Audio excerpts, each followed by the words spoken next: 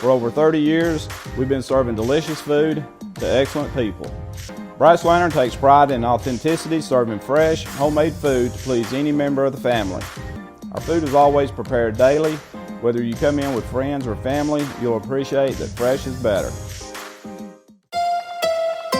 From the Tennessee Valley Weather Channel, this is your afternoon update. Well, good Monday afternoon. Taylor Plott here in the Tennessee Valley Weather Center with a check on your forecast. Your main focus, not only today and tomorrow, will be the heat, but that will change once we get into the middle part of the week as we have a cold front moving through. That will bring in some better rain chances and more relief from that heat. Let's get right into your forecast, starting off with those heat index values. Over the next 5 days, you can obviously see where that front starts to make its way on in here. We start to drop those heat index values. But for today and tomorrow, we will see those heat index values get up above 100 degrees. Once again, we do expect today, a lot of places will end up being over 102, but tomorrow there will be a lot of places that get up to around that 106 to 107 degree feels like temperature. So definitely a hot one today and tomorrow, so take those heat precautions if you're out and about. If you are out and about today, probably don't need that umbrella with you because our rain chances are only around 20% today. There will be a lot of places that just end up staying dry and hot, and that will continue into tomorrow. But things change once we get into the midweek. High temperatures for Lawrenceburg, Rogersville, and Hartsville look like this, 95 and 96 degrees. So mid-90s for you guys. Those heat index values over 100 degrees. The places that could flirt with those upper 90s to around triple digits are going to likely be the cities. Huntsville coming in at 98, 97 in Decatur, 98 over here in the Shoals, 98 degrees up in Columbia. Savannah might be getting close to 99 degrees. Most places are generally mid-90s, but there are going to be those upper 90s today.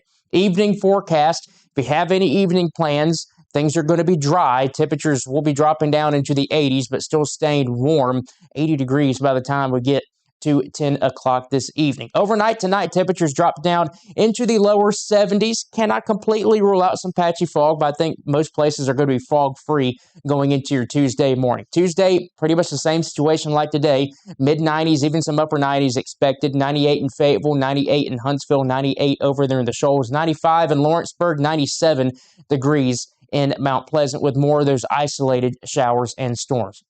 Take a look at your futurecast over the next several hours. Most places just seeing some passing clouds, maybe an isolated shower or two.